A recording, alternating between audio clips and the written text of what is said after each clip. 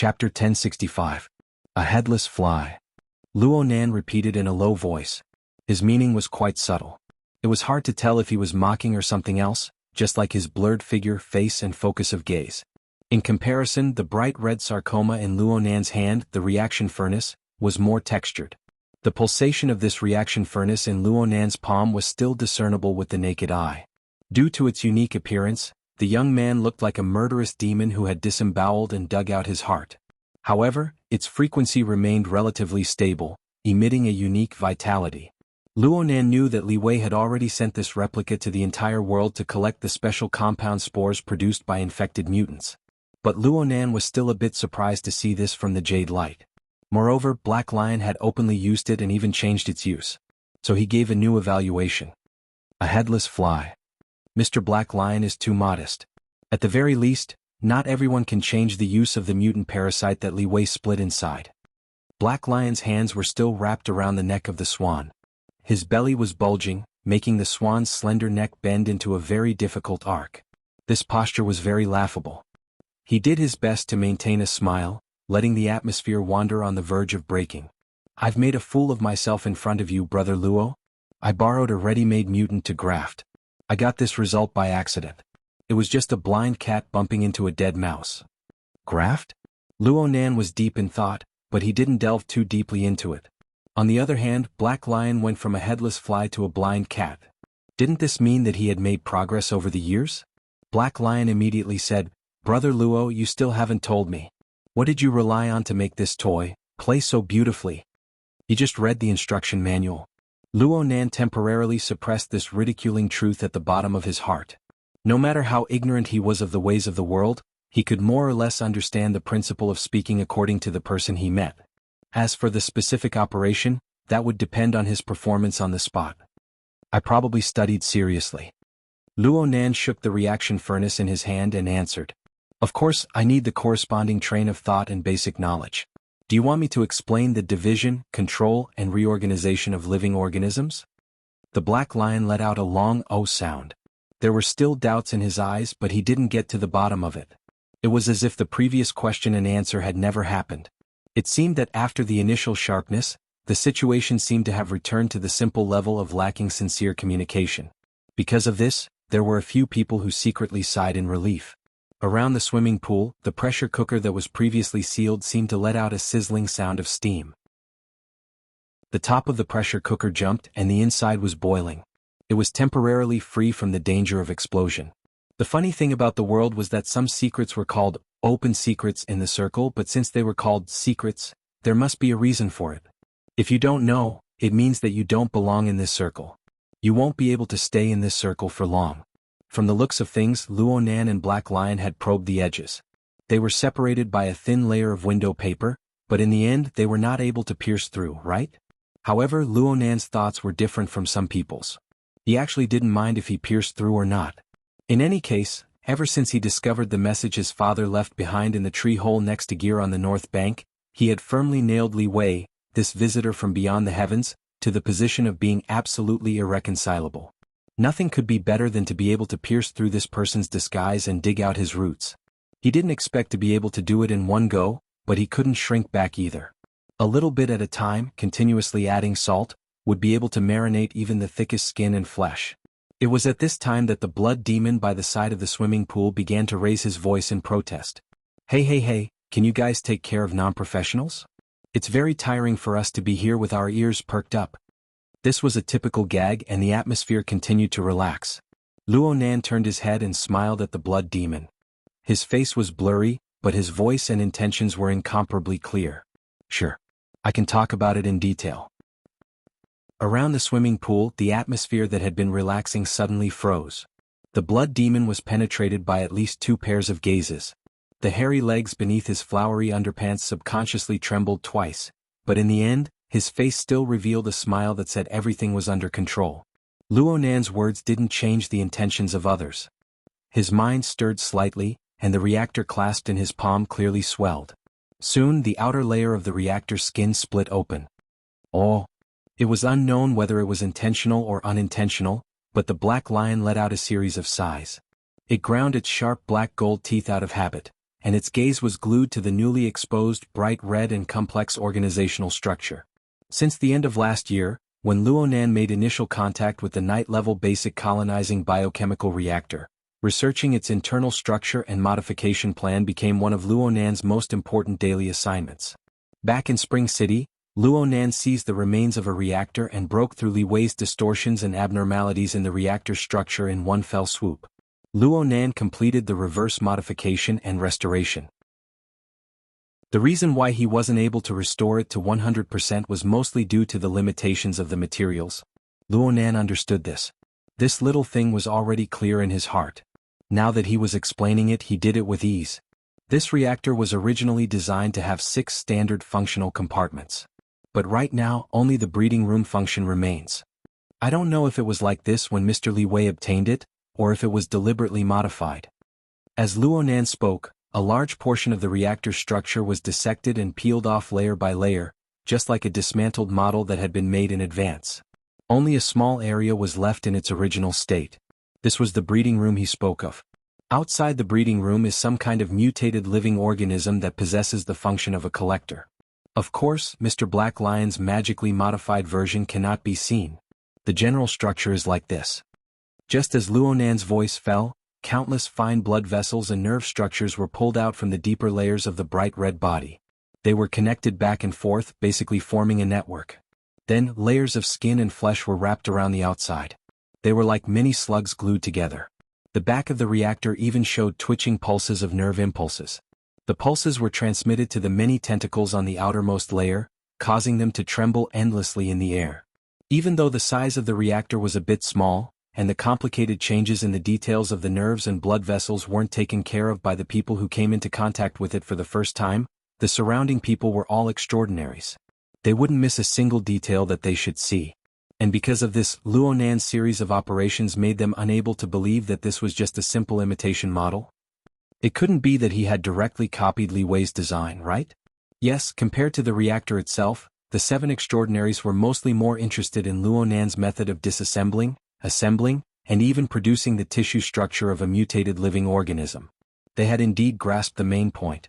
This was because the method Luonan was using right now had truly just been developed. In the past, he had to rely on the external neuron to form interference waves in order to achieve absolute control over the reactor. What he was doing today was the result of pure handwork. Luonan was able to accomplish this not only because of his experience and understanding of the reactor's usage, but also because of the refinement of the theory of configuration and superconfiguration. He also used the mica structure to carry out deep dissociation, segmentation, and reorganization. Even in the Heavenly Yuan Empire, this was the technical support of a heavenly ladder. And the level was likely to be quite high. Unfortunately, Luonan wasn't particularly familiar with this technical method. He borrowed the reactor to demonstrate, taking the opportunity to increase his proficiency.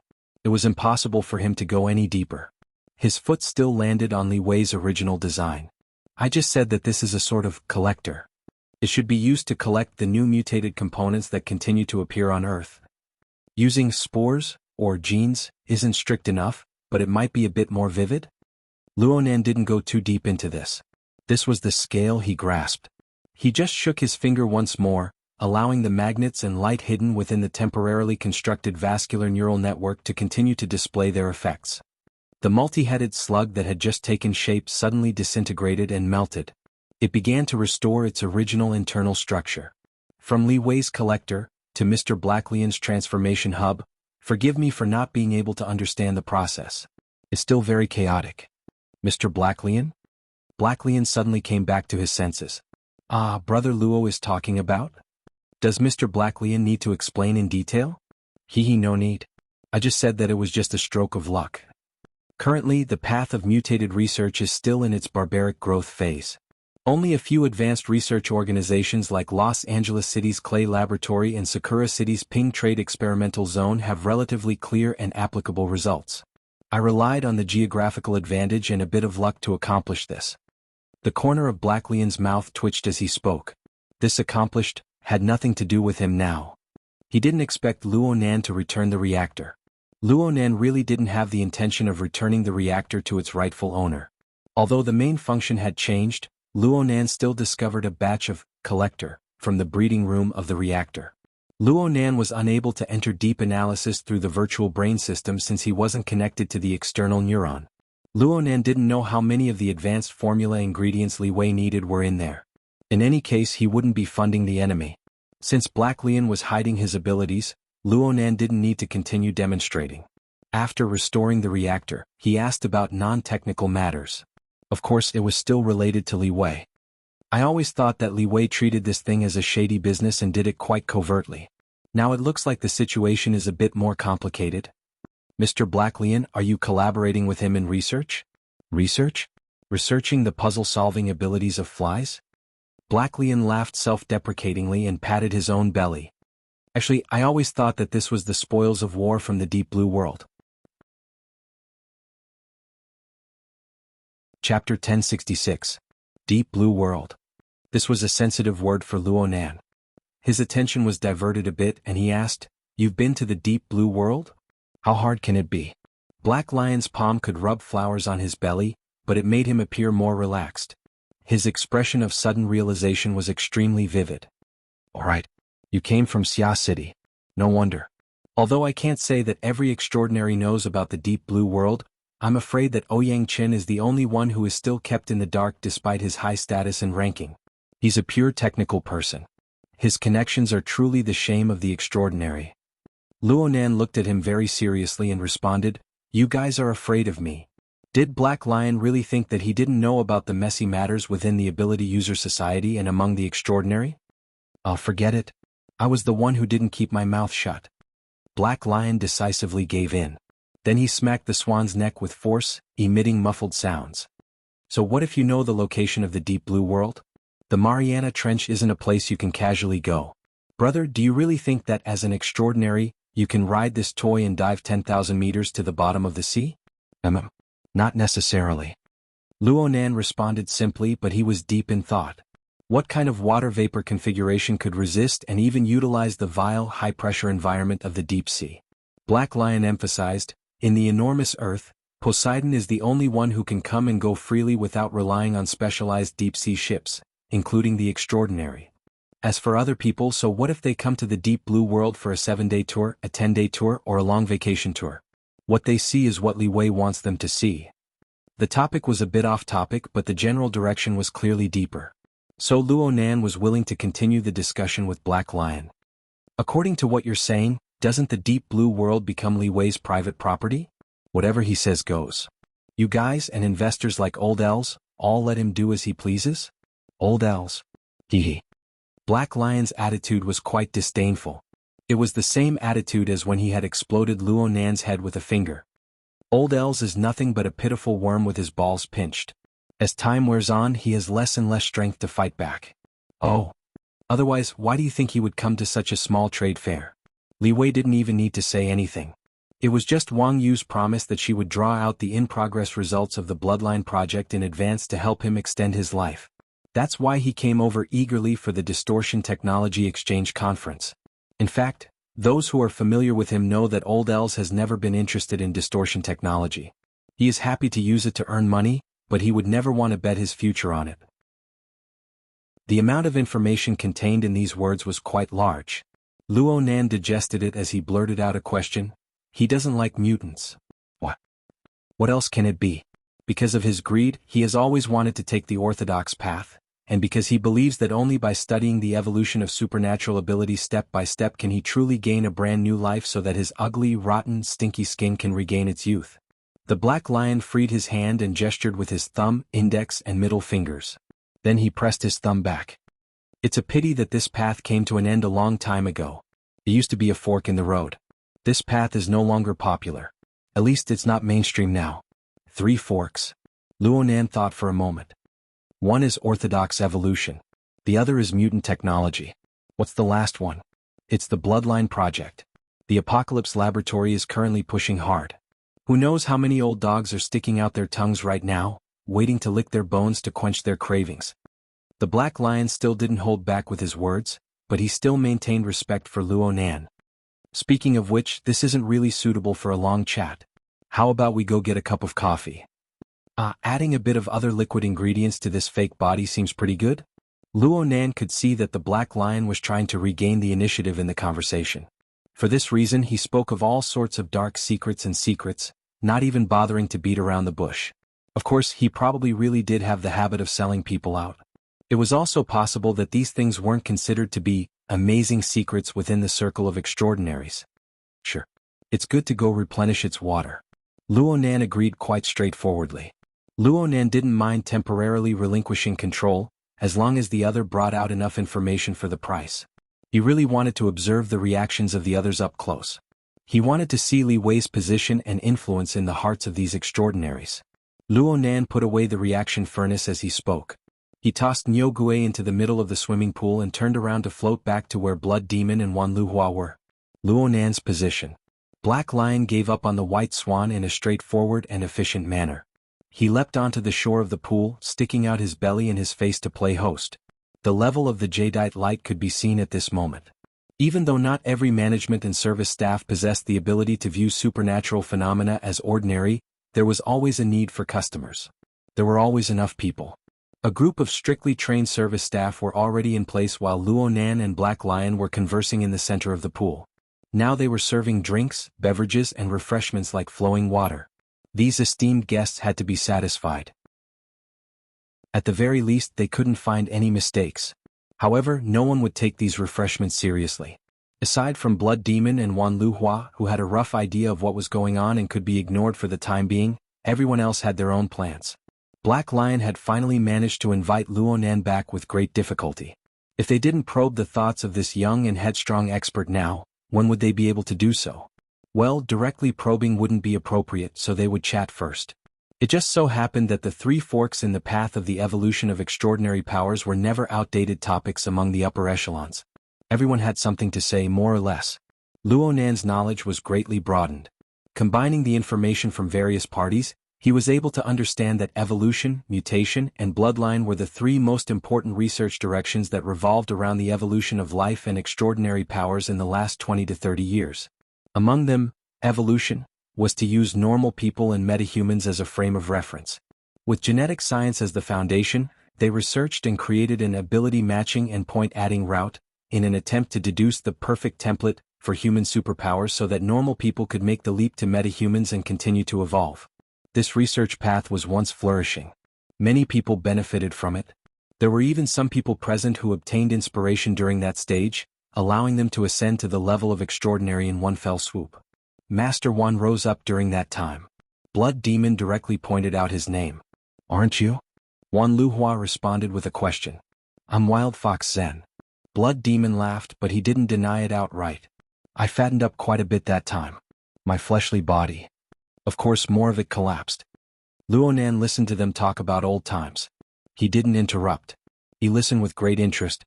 During this time, Luonan felt as if Xuanhuan's gaze had shifted a bit more to his body. Chapter 1067. Most of the Transcendents present sighed when they talked about the old days of that era. According to them, the various powers of the inner world were mostly supporters of the research on the evolutionary route. They had invested a lot in it, but they had also profited greatly. However, in the mid to late 80s, this research route continuously ran into problems. It was said that the accumulation of genetic engineering was insufficient, and there were problems with the design of the key projects. Their actions were also too radical, which led to many serious accidents. It even led to the loss of a few transcendent seeds with great prospects. This caused the relevant research organizations to suffer greatly, and the investors gradually became more conservative. As for the inner world, there were even serious conflicts because of this. The gratitude and grudges within were difficult to describe in detail. The evolutionary route fell into a stagnation period, and there were some setbacks. This was actually a very normal thing in the process of scientific research. The problem was that at that stage a powerful substitute had appeared. The archetype format. Once the archetype format theory came out, Deep Blue was established and outshone the others in the relevant fields. Capital and resources tended to be concentrated, and under this situation the evolutionary route suffered the most painful blow. Project Deep Blue was indeed a monster with an enormous appetite. When the project first started, it practically swept away all the original research organizations and talents of the evolutionary route. Some of the research results were also used by Deep Blue, and it gradually turned into a path of human body strengthening and modification, which was the prerequisite for burners. If not for this and they really had to start from scratch, it would have been very difficult for Project Deep Blue to produce such mature and complete results as burners and Deep Blue platform in a short 3 to 5 years. All this time, the inner world had the custom of saying no to modified humans, and there was a lot of rejection towards burners. Apart from the sense of superiority from self-awakening, the experience of being possessed was also one of the reasons. Of course, there was also the godly operation of saying that burners were not modified humans and swallowing the words that had been spat out. That was a matter of another level. Speaking of this, Black Lion was still trying to sell Old Elves for a good price. Old Elves hated this to no end. In the 70s and 80s, Old Elves had always been an important investor in this field. Under his leadership, when the LCRF was first established, he took out a lot of resources and invested them, but in the end, it almost went to waste. The fact that the Deep Blue project was able to receive $1 trillion investment when it was first established has nothing to do with the investor's vision. Instead, it's largely because the investors are seeking to prevent losses. The Blood Demon concluded simply, "It's like making a wedding dress for someone else. But now, aren't they still shouting how nice?" Black Lion didn't respond to this topic. He just faced Luonan and said, "Forgive me for speaking bluntly. It doesn't matter if it's the archetype format or formatting theory. In that period of time, it could be said that standard conceptual design defeated basic research. Evolution is basically an extension of the original technical route. It seems stable, but in fact there is still a lack of accumulation. Most of the time, I can't see any difference from the basic research of the past. The lack of surprises in the capital market was why the Deep Blue project had replaced it with the fresh and feasible archetype format theory.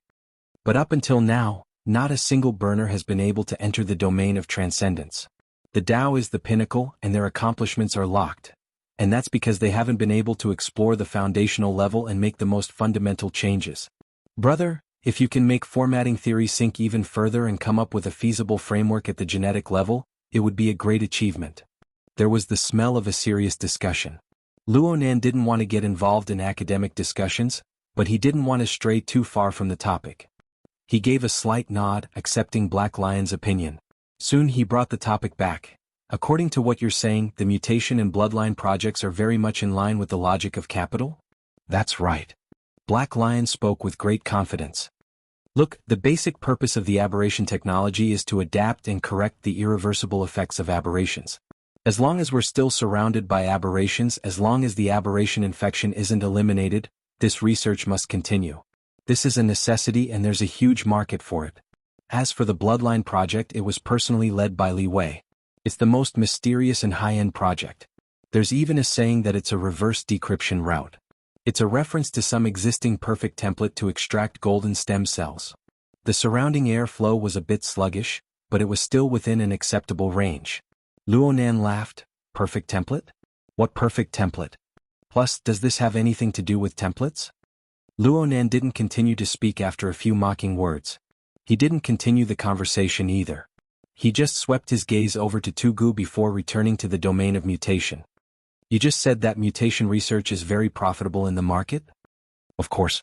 Plus, the closer the research target is to people, the more money there is. It can't be infection prevention and control, right?" Hee. "Brother, why do you ask when you already know the answer? You've seen the materials in Clay's laboratory." "I don't need to remind you. Right now, this controllable mutation technology is becoming more and more popular in the investment circle. It used to be deep underwater, but looking at it now, it's like a deep water bomb. Perhaps a large oil field will be blown up." Luonan had a bad feeling when he heard Black Lion's explanation. The hotter this domain is, the more it proves. The mutation infection has already gone out of control. Black Lion rapped the table with his thick knuckles, causing the water in the cup to ripple. "I don't need to say anything. The area I'm in has never been good. All sorts of vagrant laws have been rolled out in the other territories. They're pretty much a complete mess. The most direct problem is that the mutation infection has gone through several generations of transmission and mutation. The infected can no longer be simply described as a monster that has gone berserk. The transmission power hasn't decreased, and statistics have become even more difficult. No one can clearly calculate this mess. Not to mention that there are all sorts of people and powers adding fuel to the fire. The corresponding acceptance rate is increasing without end. The eastern part of the old continent is a conservative region. They have always severely rejected problems involving genetic pollution. You can't use your way of thinking to expand to the entire world. For the sake of expanding the mutation infection, a special orgy is being held. Do you want to know more about it? In many cities of the new continent, if a young person hasn't participated in this sort of party, then they're considered to be behind the times. Also, let's not talk about anything else. There are quite a few mutation-infected people on this ship. A large number of high-level bodyguards have already undergone body modification or mutation modulation. Otherwise, it would be hard for them to even find a job. This is an open secret of high society. Black Lion talked without end. Evidence emerged one after another. Actually, Luonan had heard Peony talk about these things before. It wasn't anything new and he wasn't particularly surprised. He just muttered to himself. Black Lion finally concluded, the objective situation is like this. Everyone understands it, but they don't make it public. Everyone has their own plans. The problem is that the subjective thoughts displayed from this are the most crucial. In the minds of those who approve of this trend, the mutation can already be viewed as another kind of awakening. Before Black Lion could finish his summary, at least 3 extraordinaries in the surroundings let out cold snorts or sneers. Black Lion acted as if he didn't hear anything. He continued to add, it's not just those idiots who join in the fun and chase after fashion. In fact, this is becoming more and more like a new consensus in the capital circles, in a considerable portion of the ruling circles, and even in some circles of the inner world. Chapter 1068. Black Lion was eloquent with his words. He jumped to old airs in an instant when he spoke of distortion. The old man is stubborn on this point. You guys understand the mind of an old man.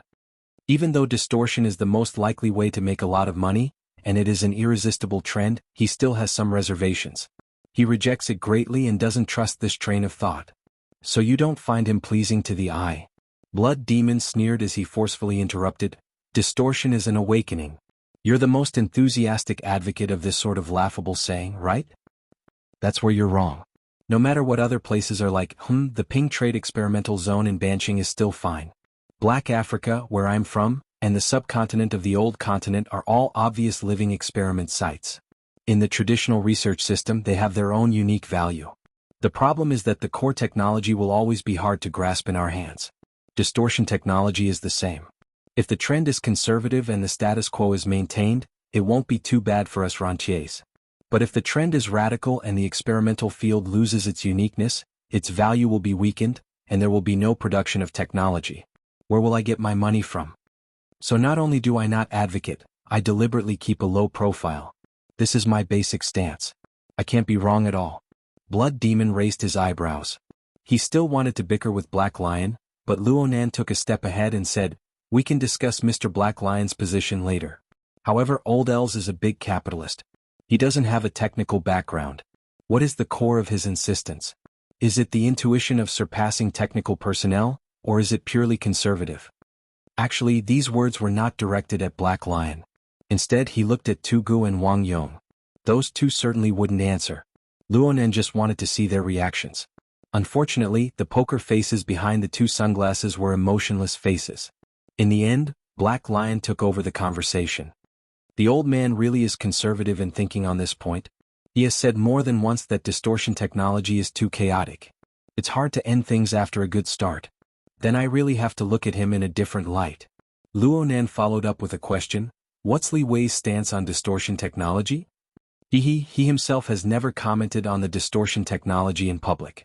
However, many of the newest gene editing technologies in the distortion laboratory are products of the Bloodline project. What do you think his stance is? Oh, understandable. Luonan laughed. If the mutated infection on Earth did not continue to spread, where would Li Wei get the ingredients for the advanced formula? Regardless of the attitude of the key personnel, it had to be admitted that what the Black Lion said was indeed the reality. But when it came out of his mouth, it tasted different. Before he could think it through, Black Lion's topic had already piqued the interest of the others. The extraordinaries present had all come from an era where the path of evolution had flourished and was soon to be severed. They had also spent half their lives competing against aberrations. They had the right to speak about the battle of paths and the changes in the situation. However, their perspective was not from an economic or social point of view. Instead, they were looking at something more direct and purer. As Constance said, evolutionary awakening or the so-called aberration awakening, to determine which is more correct, in the end we have to return to the most core argument. What triggered the era of distortion and allowed the ability users to step onto the stage of history? If it's the aberration itself, then there's no reason to resist it. But if it's another factor, then we need to carefully consider it. Blood Demon clenched his fist in front of Constance's hood. The strength of his palm and fingers clenched together actually stirred the air, emitting a buzzing, trembling sound. We still haven't found the X factor. However, I still don't believe that this kind of intense surging supernatural power, which I can use like a finger, is the creation of a patchwork of deranged genes. I'd rather set my sights on the abyssal region for the same reason. At the very least, my fleshly body can feel and use that place. Blood Demon cast his gaze at xuanhuan as he spoke. She responded with a smile. In the initial stages of research, introducing large amounts of new variables will only cause more trouble. Xuanhuan's answer was even simpler, but the new variables she spoke of were clearly referring to the aberration technology and the corresponding foreign genes. Her attitude was extremely clear. Comparatively speaking, Constance and the Star Shaman had a bit more uncertainty in their thinking, but this was limited to theoretical discussions. Luonan listened to their discussion and debate, and he soon came to a clear understanding. In this domain, the extraordinaries who already had a first-mover advantage took the conservative path of evolution. They used their own extraordinary talent to dig out their own potential. They were all on high alert toward the infiltration and influence of the mutated genes. Even the Black Lion, who benefited from the aberration technology, had a more pure and rational cultivation. However, although there were no transcendents present, there were still a portion of them who were particularly unrestrained. As for who they were, it was easy to tell. Basically, the existences in the sequence of cubes were more dangerous, especially those who were nomads in the wilderness. For example, Raby the Clown, who once fought the High Lord of Secret Contract, was a typical mutant who was sometimes clear-headed. There was also Poseidon, who was the root of the mutants. Among them, Black Lion was considered a typical conservative. Luonan was gathering and digesting information, but some people felt that he had been silent for too long. The Star Shaman's debate had failed, so he suddenly turned to ask, "What do you think, Professor Luo?" Speaking of which, Professor Luo had almost single-handedly reversed the direction of psychic research. Shouldn't he be the one to take responsibility for this sort of problem? To the side, Blood Demon took a sip of his drink. "TSK. This orange juice is sour." Luonan blinked. Did he run into the grudges of the academic world? According to what the Star Shaman had said, reversing the direction of psychic research was most likely referring to the classical theoretical framework of 3 levels, 1 region and 1 domain that was overthrown by the prison theory. This kind of theoretical system was certainly the conclusion of an authoritative master of the psychic side. With the ranking of psychic transcendence, it was possible that the Star Shaman and even the Death Shaman had contributed to this. This was normal. Frankly speaking, Luonan was considered an amateur when it came to aberration technology. But he had a unique advantage when compared to others. He had once stayed in the environment of the relay station, and the relay station was a typical environment in the light concealment star system that had suffered from the pollution of sin poison. Sin poison and aberration were fundamentally different. Aberration mainly came through the pollution of foreign genes. Sin poison came through more complex changes that might involve fundamental laws. It carried out a more comprehensive influence. But the external phenomena and effects of the two could be compared to each other. At the very least, they both affected the foundation of the existence of life. This was especially true when it came to racial evolution and cultivation. With the example of the Heavenly Yuan Empire as a precedent, Luonan knew that aberrations could occur at any time, producing complex and unstable genomes. This was a terrible thing for the cultivation of a population. Even with the accumulation of the Heavenly Yuan Empire, they had to spend an enormous amount of manpower and material resources to endlessly modify their foundational techniques in order to adapt. But the frequency of changes grew faster and faster since Sin Calamity began. This was definitely not a good sign. Liang Lu had also said that if the situation in the light concealment star system continued for another 1,000 years, it was very likely that there would only be a group of species that preserved the glorious memories of the Heavenly Yuan Empire, but they were completely different from their ancestors. Forgive Luonan for his conservative thinking. This sort of situation was ultimately not good. Chapter 1069. This was Luonan's basic line of thought. However, he had never systematically researched the current mutation technology, nor had he ever thought deeply about what the most reasonable evolutionary path for the human population should be. Therefore, he still held back a bit in his speech. If the current mutation technology is based on the widespread adoption of foreign genes as a basic starting point, carrying out reconstruction, or simply seeking to mutate after infection, then I feel that we shouldn't use the word awakening. It will cause misunderstandings. To put it bluntly, genetic modification or recombination are both more appropriate. However, if it really is an example that I've seen before, then mutation is still the most appropriate word. It allows one to understand the high degree of uncertainty of foreign genetic contamination and the consequences of mutation. There's no need to confuse other concepts. Star Shaman laughed when he heard this. Professor Luo's way of speaking is a bit like a spokesperson. It's watertight, but it lacks the drive to subvert tradition from earlier. Actually, I'm quite looking forward to the dominant force of someone other than myself.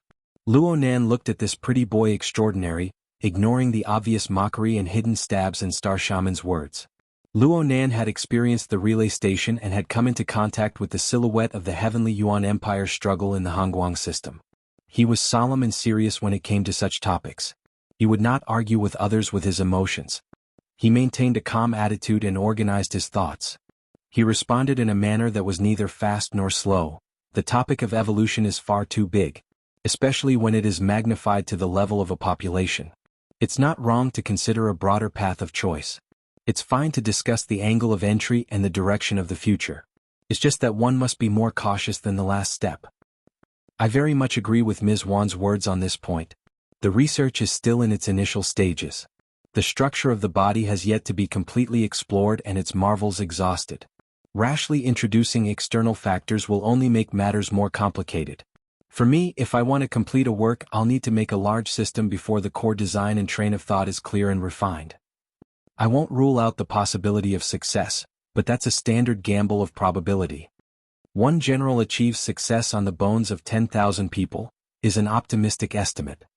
Therefore, first solidify basic research step by step, from simple to complex, obtain a method theory and then guide practice. This path is a bit old, but it's still more realistic, right? The Star Shaman frowned. He was quite surprised that Luo Nan, who had been willful and unbridled, would be so steady and conservative when discussing this topic.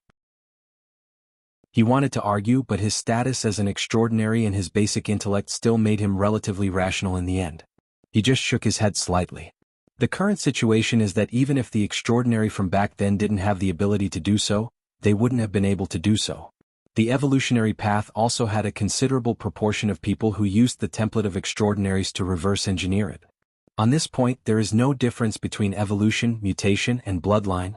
Can basic research derive supernatural powers from traditional basic research? Blood Demon jumped out to object before Luo Nan could say anything. Xing, you're being unkind. Can the research before World War III and the research after World War III be the same? Have you broken the definition of basic research?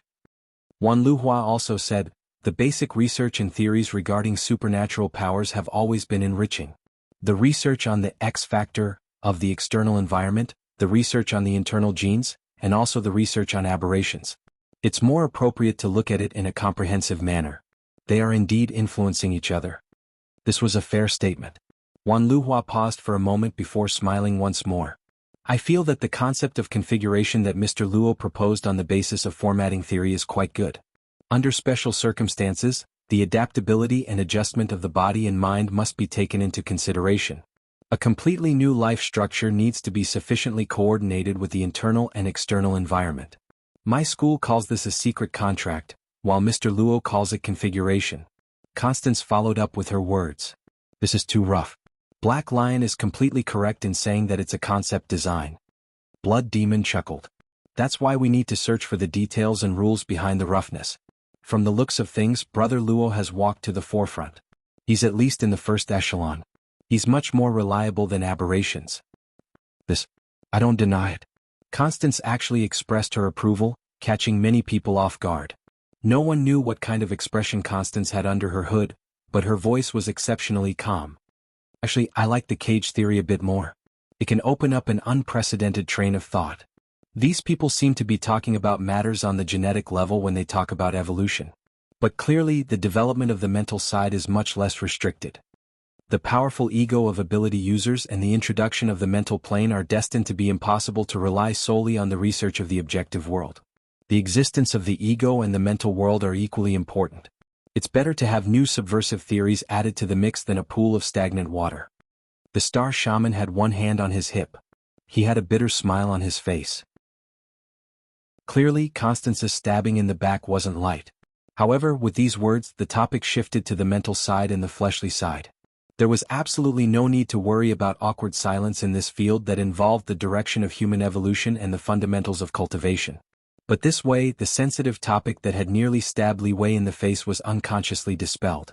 Luonan glanced over and saw Black Lion rubbing his belly with a grin. Luonan didn't mind this at all. In fact, listening to these extraordinaries discuss whether the fleshly side or the mental side was more suitable for conducting pilot research had stirred up his thoughts. He couldn't help but think of the vicious environment of the relay station. From what Luonan had seen in reality, it could be said that the fleshly foundation was more stable than the mental plane. Under the vile environment of the light concealment galaxy, people practically didn't have the leeway to release their soul strength.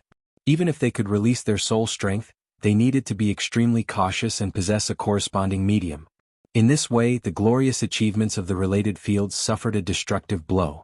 Even those existences on the pure mental plane like the magnetite mica jellyfish, were tyrannical enough to survive in the vicious environment. They still needed to borrow a material medium like water vapor and the like. A medium? Did he make a mistake earlier? A light flashed and Luonan's telepathic thoughts subconsciously swept through the clouds in the sky. Then he clapped his hands, drawing everyone's attention. Brother Luonan? Black Lion turned his eyes over. Do you have any brilliant ideas? Of course, Luonan couldn't say that he had been lost in thought just now and had suddenly broken through an important mental checkpoint for restoring the magnetite mica jellyfish. He just laughed and shook his head, but everyone else was staring at him. He couldn't just let this pass. He muttered to himself for a moment, then said, I'm just thinking that the things we've discussed are a bit more general, and the construction elements are a bit less detailed. This only proves that our overall understanding is far too lacking. It's not just about ourselves but also the present, including the future environment. As he spoke, he thought of Her Majesty Empress Wu's judgment that the mental side had no future. He also thought of Liang Lu's cautious and meticulous attitude when it came to the lamination interference technology. Luonan had a feeling in his heart, and this led to the next proposition. I heard you guys talk about the X factor. Is it referring to the conditions that ability users have suddenly produced since the era of distortion? Blood Demon rubbed his chin. This suddenly is quite intelligent.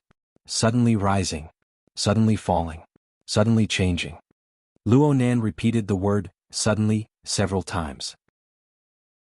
It was impossible to express his current feelings otherwise. Then, will this condition be maintained in the future? Will it produce new changes? If it will, what will cause this change? Will it be controllable or uncontrollable? Just thinking about it gives me a headache. Actually, Luonan wasn't having a headache. It was just a sudden pessimism. Chapter 1070. His experience at the relay station made Luonan suddenly feel, even if the aberration was just a little brother compared to the sinful poison, if the situation were to continue developing like this, Earth would not have the accumulation of the Heavenly Yuan Empire. The Heavenly Yuan Empire would probably be the terminally ill first. The most infuriating thing was that there were still people fanning the flames behind the scenes, intentionally or unintentionally misleading. That's right, he was referring to Li Wei. Luonan believed in the authenticity of the information his father took great pains to leave behind. According to that explanation, that fellow Li Wei, it was outsider. If he made a reasonable inference, then perhaps Liang Lu's Heavenly Yuan Empire, the Star Alliance, and other advanced civilizations had a high degree of connection. Let's not talk about how that fellow came to Earth. Just by looking at his background and knowledge, it was impossible for him to not know the problems that existed in the research of supernatural powers on Earth. And everything he did, his attitude was obvious. That fellow harbored ulterior motives. Luonan tossed out a new proposition, then he no longer participated in the discussion. He sat quietly in his chair. His gaze and mental senses naturally flowed around him, gradually expanding from the heated discussion area to the vast expanse of the sea and sky. From his close-up perspective hanging in midair, the jadeite light that carried them was like a city of steel. It rampaged across the ocean, cleaving apart the clouds and turbid waves. It was full of vigor. Perhaps this was the attitude of the extraordinaries before his eyes. These people who stood at the apex of life on Earth were passionately discussing. Even though they were perplexed about the present and the future, they had iron wills built upon powerful egos. They were confident that they could conquer all unknowns. But if they were to raise their point of view a bit higher, allowing their field of view to cover several thousand square kilometers of the sea, covering the vast Pacific Ocean, covering the entire Earth, covering the universe that simply could not be covered, what did the jadeite light and the people on it count for? Luonan was a bit regretful at this time. During his time at the relay station, he didn't find the time to study the basic general knowledge of the heavenly Yuan Empire. He lacked an understanding of the development context of this high civilization. Otherwise, perhaps he could start a class or something. Luonan didn't know how the future would develop. He also believed that even if they encountered trouble, they could still struggle with their lives. Just like the heavenly Yuan Empire, even if they had fallen into the destructive process of the world of calamity, they could still struggle with all their might. However, it still required an advanced civilization. It needed to be established on the basis of a complete worldview of everything in the universe and a perfect theory of population evolution. If there were really unexpected changes in the future and the Earth was still as primitive as it was now, then there was really no hope. Maybe something should be done. At the very least, they couldn't let Li Wei, the outsider, use his evil thoughts to carve the progress of Earth's civilization. But what should he do? Luonan calculated seriously for a moment, and then he suddenly became stupefied. Then he laughed in spite of himself. What's going on? He hadn't even solved his own problems, so why did he have to take on such a strange sense of responsibility? Brother Luonan? Black Lion keenly sensed the change in mood. Luonan waved his hand, but the sudden thought just now had left a mark on his heart. It wasn't easy to erase it cleanly in a short amount of time. As time passed, the sky darkened bit by bit. Even the altitude of 10,000 meters in the sky began to be gradually dyed with a deep color. Abner looked at his watch. It was already 7 o'clock in the evening in the East and West Districts 12. There was only an hour left before the highly anticipated auction. And right now he was still on a temporary flight route to the venue. The roar of the plane's engine couldn't cover the sound of footsteps behind him. The Secretary General of Headquarters, Romanus, was in the prime of his life. He walked behind Abner and placed a flexible e-ink screen filled with words on the desk in front of him. President, this is the revised agenda. Please take a look. The roundtable conference, where the top experts of the world gathered to discuss matters, was undoubtedly of an extremely high standard. Therefore, as the host, headquarters of the Ability User Society always followed the regular process of organizing and reporting the agenda.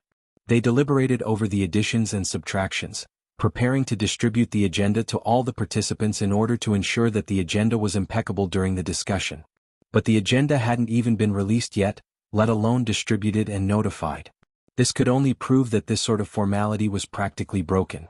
Abner didn't say anything, but he also didn't look at the relevant details. At this time, the projector on his desk displayed a few contents. It was the identification criteria they had determined earlier on for Gong Qi's murder. After looking over and over again, Abner had long since memorized them like the back of his hand. Number 1, an electromagnetic ability user. Number 2, an extraordinary. Number 3, the micromanipulation ability of the power of the abyss region. Number 4, the ability to burn and absorb flesh and blood. Number 5, the ability to assemble and manufacture machinery. Number 6, the ability to conceal and teleport. Number 7, an ape-like creature. In the previously hastily held identification meeting, no matter what everyone's judgment was, the compatibility between the Mr. Mo and Luonan combination and this criterion was announced to be 7 out of 10, except for the electromagnetic ability. And now, with the support of the newest information, the so-called Mr. Mo could practically be erased. There was only one Luonan. The compatibility criteria was already 7 out of 10. If he, the president of headquarters, was a bit more frivolous, he could already say things like, if Luonan didn't do this to Gong Qi, I'll eat shit on a live broadcast. The problem was that the clearer it was, the more troublesome it was. Abner didn't show it on the outside, but his head was getting more and more painful. He never expected things to turn out like this when he proposed to adjourn the meeting that day. During the meeting, Ouyang Chen and Her Majesty Empress Wu had a clear and decisive attitude. It made many extraordinaries in various powers, who were used to the peaceful atmosphere of the 90s, instinctively shrink back. This was actually within the scope of Abner's considerations. He even thought of using this opportunity to eliminate a few disobedient people. However, Mr. Mo and Luo Nan's subsequent exposure of the alternate space of his own accord disrupted this rhythm. With concrete benefits placed before their eyes, the contradiction between the Apocalypse Laboratory headed by Li Wei and the powerful people of the inner world emerged a bit. There were also the complex demands of the Archons, who ruled over political power and capital. Back then he proposed to adjourn the meeting in order to better connect the two sides. He wanted to dissolve a portion and highlight a portion. He wanted to focus the contradiction onto Luo Nan to achieve an ideal result. But he never expected it at the time. It was impossible for him to imagine that Luo Nan, after a few dozen hours of silence, would go on a high-profile path from STEM City. He would broadcast live on the beach, go straight to the cruise ship and fight head-on with extraordinaries. It seemed that Luo Nan had revealed even more flaws, making it easier for people to focus the related crimes and contradictions onto him. However, the influence of this young man rapidly soared from these straightforward and sharp actions. He was like a weight that increased in weight. He wantonly played with the scales of the human heart. Abner's breathing became a bit heavier. The light yellow beard by his lips trembled slightly. He composed himself and turned his gaze to the flexible e-ink screen. However, he didn't look at it in detail. He just asked, "Did Connie send any new information back?" Chapter 1071. Not yet, Romanus answered very simply. Abner didn't say anything. He just operated a bit in the projection area. He pulled out the intelligence information that Constans had personally organized. Constans made a new round of comparisons between Luo Nan and the 7 criteria for murdering Gong Qi. However, the focus wasn't on the newly confirmed electromagnetic ability.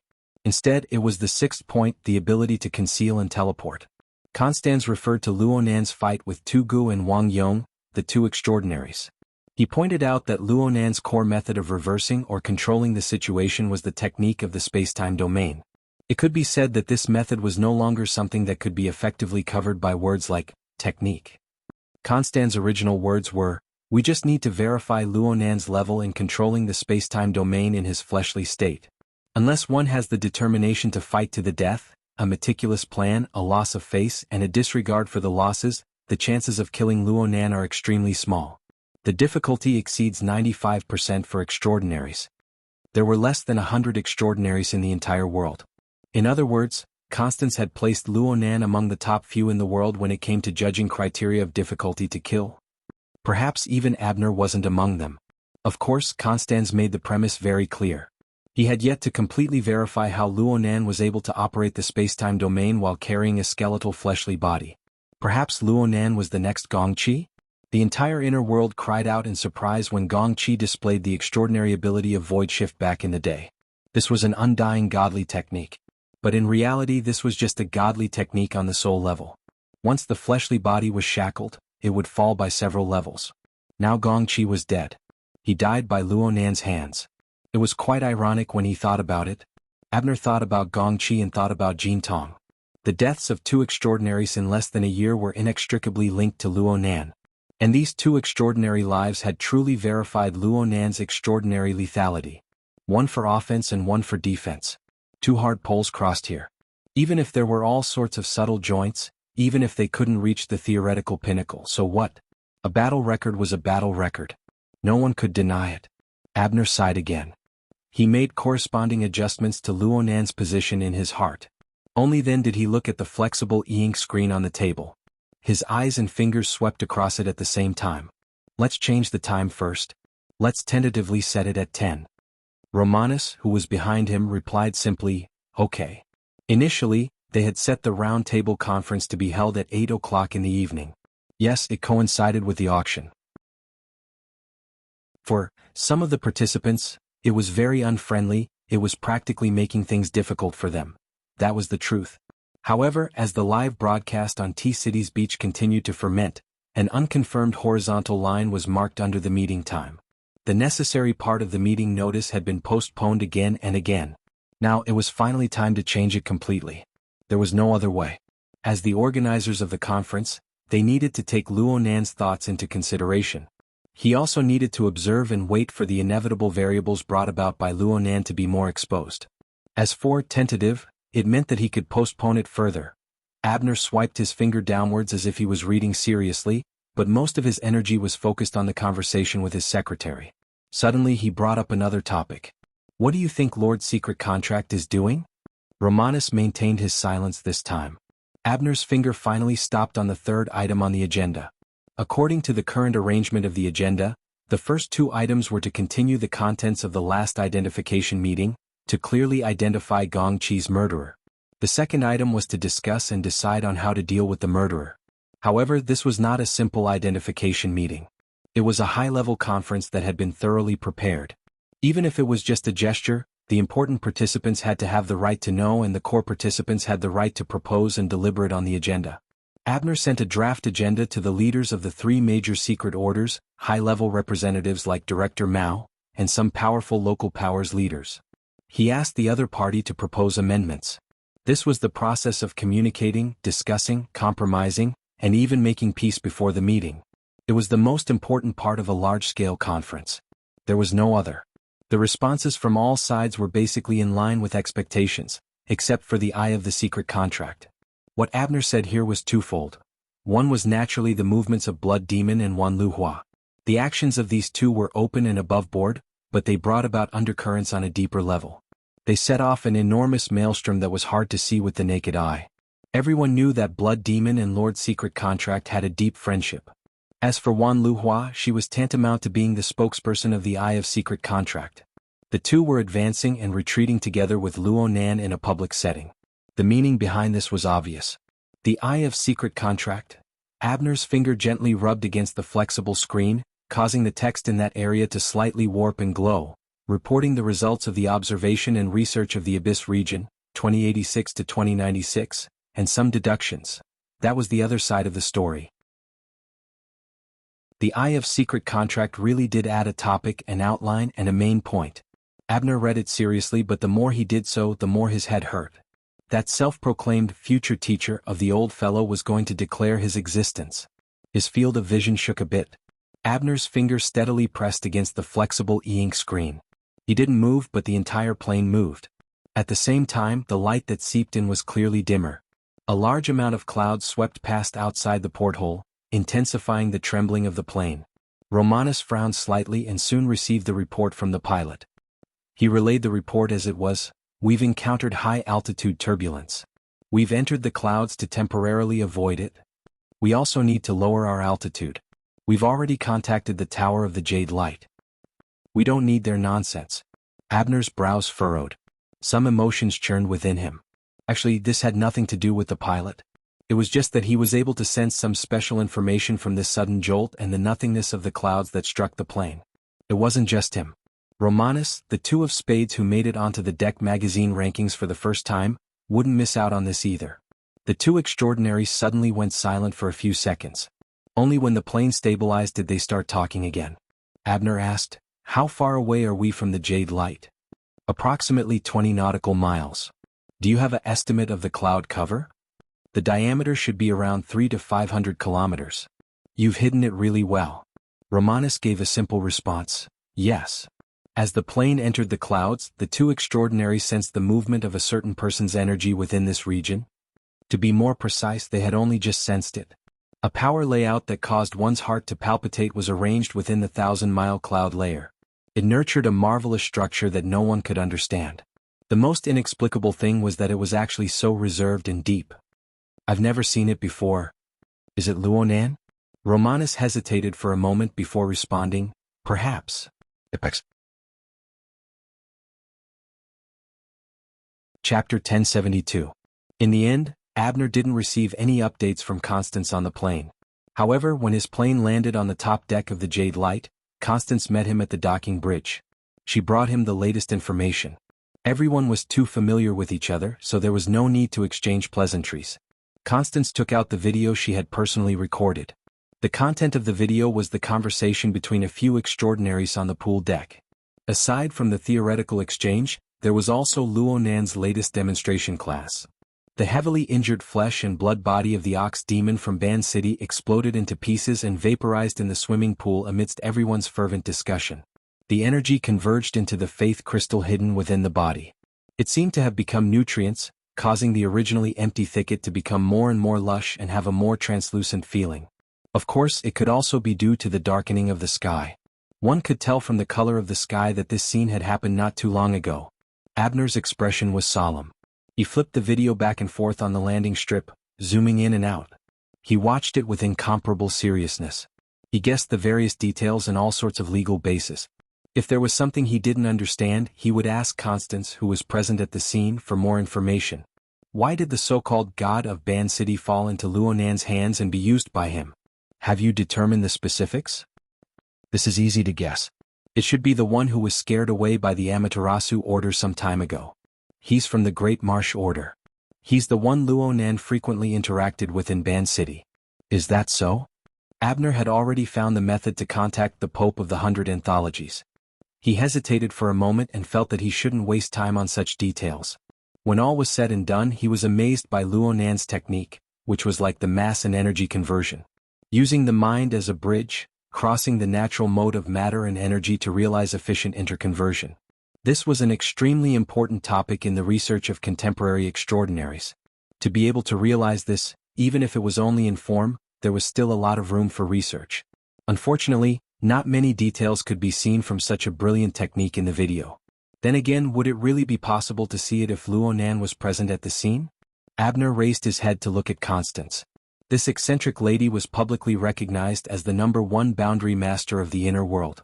She had deep attainments in the structure of matter, energy, and soul strength. What did she think of it? Connie? Under the combination of the dark sky and the illumination of the runway, Constance's face under the hood was even more difficult to distinguish. Only his green eyes flickered slightly. She didn't respond immediately. Instead, she paused for 2 or 3 seconds before speaking with her usual cold and deep voice. Luonan is an open person. There's no need to take the risk of starting a war with him. Abner was slightly stunned. He wanted to ask a technical question, but he didn't expect Constance, who was relatively aloof, to be so direct and negative. Perhaps because Abner's expression was too obvious, Constance turned slightly and gestured for him to look in a certain direction. The two of them were currently on the runway at the top of the runway, which was one of the highest points in Emerald Light. From here, across the flat surface of the runway, they could see the bright lights at the bow of the ship, as well as the vague outline of the ship under the lights. However, what Constance wanted Abner to see was actually outside the observable area, in the void where light and shadow intertwined. Where's Ronan? Well, Abner was able to sense Luonan's existence because the thick clouds in the sky formed a highly connected energy relationship. Indeed, there was no concealment. It was the same as releasing an enormous amount of information on a higher plane without the slightest scruple. Abner believed that Luonan knew of his arrival. It was just that Luonan had no intention of responding. Perhaps this excessively young and powerful person was certain that no matter which extraordinary came to the ship, they would take the initiative to get close. This was indeed the case.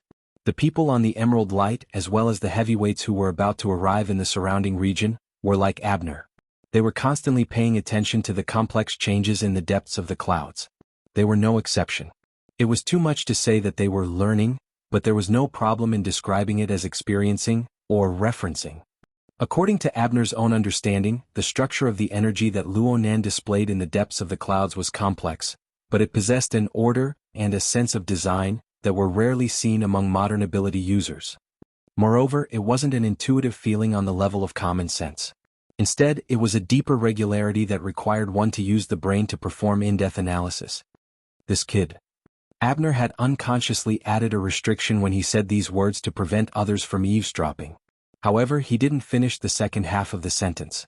Romanus, who rarely spoke, sighed with emotion. It's like he's solving a problem. Abner looked in that direction and nodded. Very accurate. Indeed, Luonan's energy movement within the clouds, whether it was the contraction, expansion, or transformation, all of them were deeply methodical. No matter how complex it was, there were very few redundancies. It was simply like a pre-designed program. If it wasn't for the occasional interference and subsequent adjustments, Abner would have believed that the driving force was an artificial intelligence. But this still made people deeply suspect that there was a highly abstract and extremely mature theoretical support behind this complex structural transformation. And this was precisely one of the most coveted values of Luonan. Openness is obviously a good thing. Abner sucked in air through his teeth, letting his saliva dry. Then he withdrew his gaze and responded to Constance's attitude. His stance didn't waver. In fact, it became even more resolute. Connie, this isn't a question of openness or not. In other words, the definition of openness should be defined by more people. Abner lowered his head to look at his watch as he spoke. At this time, the reception banquet before the auction had already begun. There was no one here who would enter the boring social scene, but he needed to see someone. He told Romanus, "Tell Wang Yu to come see me." Romanus was about to agree, but Constance was already shaking his head. There was even a light chuckle coming from his hood. Wang Yu ran away. Maybe she never came. As the president of the headquarters of the Ability User Society, Abner still had the basic cards to play. Approximately 5 minutes later, the incompetent host Wang Yu took the initiative to request a video call with him. The signal connected. The lighting arrangement on the other side was terrible. A large lamp shot out a strong light towards the gloomy sea. Wang Yu was in the dark under the light position. The shadows distorted too much information. Only her voice was respectful. "Mr. President, I'm really sorry. My grandfather's old illness is acting up today. He's in a bad mood. I'm accompanying him on a night fishing trip. I really can't take care of the jadeite light. Besides, I'm just the owner of a ship. I'm just lending out the ship. It probably doesn't make a difference whether I'm there or not." Apex. Chapter 1073. Abner was silent for a few seconds. His line of sight cut across the painting of the real-time video. In addition to the somewhat confused and unclear Wang Yu in the corner, there was a bloated figure wearing a thick hat and wrapping himself in winter clothes. The figure waved towards the camera. It was indeed Baihao. This old fellow was like this when he was sick. Looking at him, he had no intention of reminiscing about old times. Abner did not want to complicate things. Moreover, Wang Yu, a young man, already had the qualifications to be independent. Similarly, she also needed to be independent. Therefore, Abner just pretended not to see the details in the corner. His line of sight continued to stare at Wang Yu. He was too lazy to beat around the bush and said directly, "I was invited by you." Mr. President, frankly speaking, this is really quite embarrassing." Wang Yu sighed very obviously. The world is full of twists and turns. When planning the event, who would have thought that a multi-party meeting that could have been a happy one would turn into a situation of competition? It seems that my friendly suggestion was still sloppy. Suggestion? Friendship? Abner's sharp eyes cut Wang Yu back and forth a few times. Sure enough, after jumping off the boat, she simply refused to admit it. Moreover, don't blame Abner for being sensitive. Listening to the words full of twists and turns, why did he feel that this young man was blaming him? The last appraisal meeting was indeed not in the plan. But earlier he repeatedly provoked Luonan to directly kill his way to Ban City. Could it be that you guys can't get away with such a stinky hand? Just before Abner was about to explode, Wang Yu clapped her hands and saluted him with her palms together. "Mr. President, please forgive me. The situation has been distorted to this extent. It is really a big failure on my part as the advisor. I am now accompanying my grandfather to go fishing. In addition to fulfilling my filial piety, I am also enjoying the sea breeze to reflect on myself. Take charge of an area, my ass. She really doesn't regard herself as an adult, does she?" Abner really did not expect that Wang Yu, who had always been calm and collected, would lose face so thoroughly. Moreover, it was in front of his grandfather. The situation was perfect. He could not spit out the words that he had used to denounce Wang Yu. Wang Yu was eloquent, so she took advantage of Abner's choking. "Regardless of whether Mr. President believes me or not, whether it's a suggestion or an arrangement, I'm still aiming for cooperation. Of course it has to be me. Us leading the cooperation. But in the business world, you take a step forward, I take a step back, and we adjust at any time. Sometimes, when you retrench a little, you feel that it's still okay, so you continue. Sometimes, when you feel that retrenching is too much of a loss, you stop your losses in time." Abner's yellow beard trembled slightly as he looked over coldly. "I'm not a businessman." Wang Yu smiled. "But I am. Therefore, every move was an investment. After the investment plan was set, the shares could be adjusted and the profits could be reduced, but the predetermined costs could not be easily changed. Otherwise it would become a gamble. We can work in any industry and do anything, but gambling is never a good thing, isn't it?" Abner grinned. It was indeed funny. He had actually been taught a lesson by this young junior with such shallow business knowledge. At this point, there was no point in continuing the conversation. Abner didn't try to win the argument. Wang Yu retreated, and there would definitely be some repercussions, especially in terms of social relations and resources. But with his wealth and accumulation he could afford it. And tonight, in this matter itself, this young man was already detached enough. It could be said that he was in an invincible position. Continuing the conversation was just asking to be humiliated. At this time it was Wang Yu who comforted him instead. Well, let's talk about the matter as it stands. In fact, things aren't too bad. The auction is a mess, but the trade fair can still go on. The big exchange of distortion technology still has its place. What do you think? Amidst Wang Yu's sorry, the call ended. Abner's eyes were dark. He had to admit that Wang Yu was very smart. He used an acceptable price to avoid what might be the most dangerous conflict on Earth. And this bastard obviously had a backup plan from the beginning, letting a trade fair take the lead. In this way the price of his stop losses was even lower. In comparison, it was true that Abner's side did things too crudely. Abner admitted that he wanted to seize too much from the sudden appraisal meeting. He wanted to fight. He wanted to open the door to a new plane, eliminate dissidents, and reduce the reputation of Xia City's iron triangle within the society. Also, Gongqi's death forced him to do this. No one lived in a vacuum. It was true that Gongqi was the core of a power, but cutting out the core did not mean that the power would collapse. The leader's thinking would inevitably be affected and distorted in the complex growth and decline of a power. In comparison, when he saw Wang Yu's decisive actions he was angry, but he was actually a little bit envious. But soon enough, Abner broke free from his chaotic thoughts. The more realistic problem was, he had to make a decision before the meeting officially began. President, the meeting date and agenda? Do you want to decide? At this moment, Constantine had already left, but Romanus was still there. He didn't seem to have any change in expression because of Abner's failed communication. Abner knew what Romanus meant. If they didn't decide on the meeting date and agenda, then there was no need to hold this highest-level roundtable conference tonight. If this was really the case, then they would have to be prepared to be treated as a joke. Abner turned his head and gazed at his Secretary General. What do you think? Romanus hesitated for a moment, but under Abner's strict gaze he finally gave a constructive opinion. We need to analyze Luonan's attitude. Ha! Romanus's eyelids drooped slightly as he flipped through the flexible e-ink screen. It was the first wave of intelligence sent by Constance. If we make a simple summary, his attitude towards this clearly targeted plot against him is that he doesn't deny it. He doesn't care. But he shows his claws and teeth in action. He's a good teacher. There's a contradiction in this. Fierce in appearance but weak in heart? Abner shook his head in denial as soon as the words left his mouth. It doesn't seem like it. No matter what it is, he has a goal. It's just that it seems to be a mismatch with what we are concerned about. Romanus switched the flexible screen to the video personally recorded by Constance, but he did not look at it. Instead, he raised his head and met Abner's gaze. President, don't you think that he's targeting Mr. Li Wei? Or should I say that he's targeting Mr. Li Wei? Chapter 1074. He really does pay a lot of attention to Li Wei. Abner nodded in acknowledgement. In fact, if it wasn't for Black Lion and the others intentionally or unintentionally deviating from the main topic in the video, perhaps they wouldn't be discussing the X Factor in the end, but Li Wei's ancestors, Romanus wasn't just talking about today's matter. This includes the segmentation and integration of the formatting field during the live broadcast on the beach in T-City. There was also the live broadcast in Xia City earlier, where he used the dynamo core as an example. Even the term configuration was borrowed from there. Romanus paused a bit as he spoke to this point.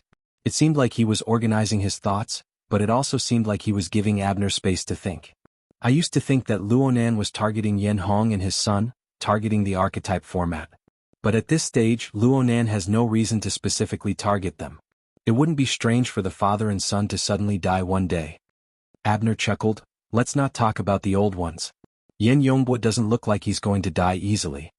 Romanus lowered his eyelids again and smiled. Abner agreed with most of his views. At this level, Luonan can more or less see through some things. It's not strange for him to target Li Wei. But what about the target? They're very similar. Romanus replied calmly. At least Luonan is trying to make everyone think that he's the same as Mr. Li Wei. They're both people who control inconceivable resources and knowledge.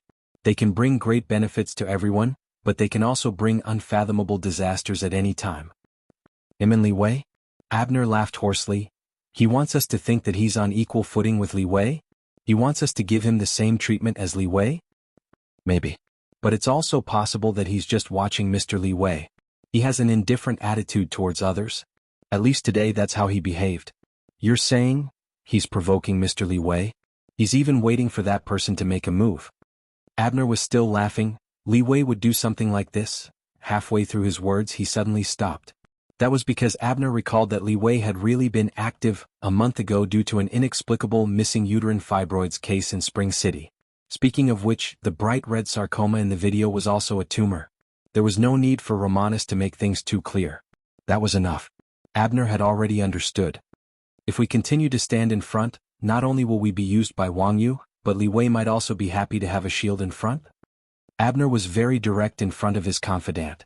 Romanus did not speak again. Abner, on the other hand, frowned. For the first time his heart wavered. It's okay to help others, but if I can't get a favor and end up in trouble, it's really unnecessary. He pondered for a moment before asking Romanus, "Do you have any suggestions?" At this point, Romanus didn't waste any more time and directly said, "The agenda can be changed, but the meeting cannot be delayed."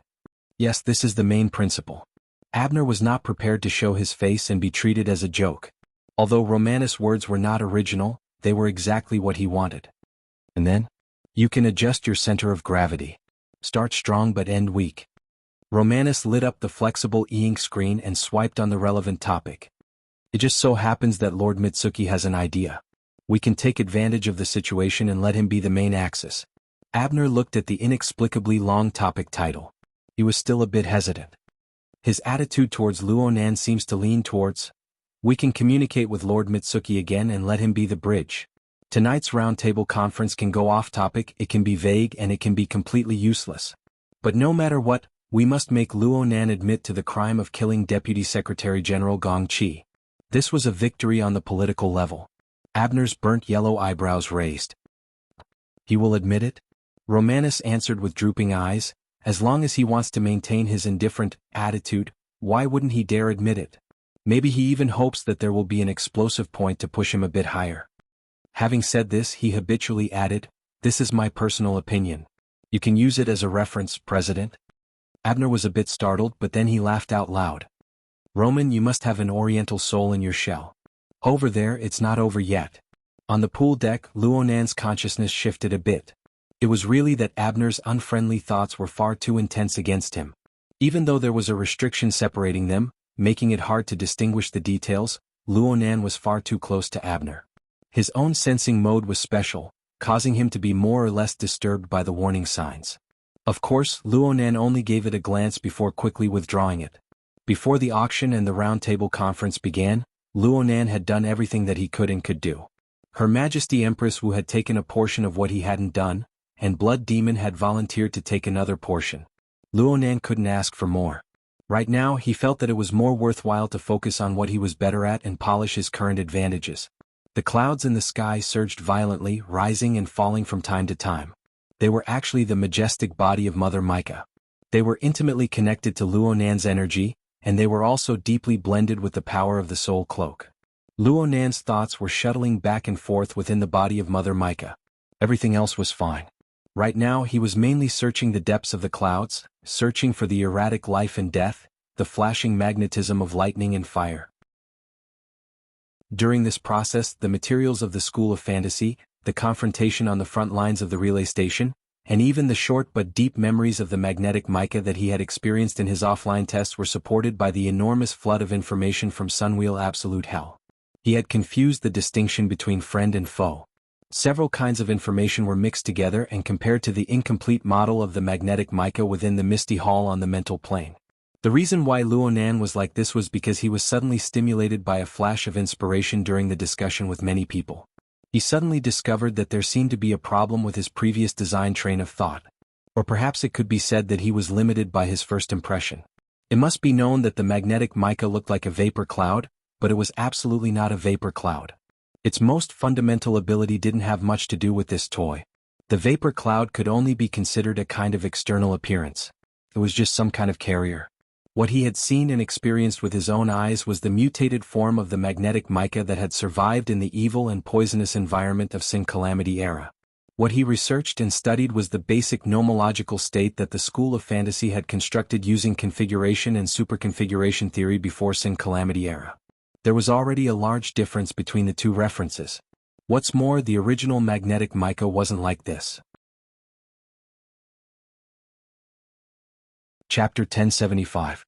According to the description of the school of fantasy, the original magneto-optical mica was nothing more than the earliest inhabitants of some planet in the universe. They raised their heads to look at the clouds in the sky and watched them change according to the weather. They believed that the clouds had the ability to show the light, rain, yin and yang. They gathered and accumulated the power of thunder and lightning. They used this to form totem faith and projected their psychic powers. But this sort of thing happened every moment on countless planets with similar atmospheric environments in the boundless universe. It didn't constitute a necessary condition for the formation of a magneto-optical mica. It wasn't even a necessary condition.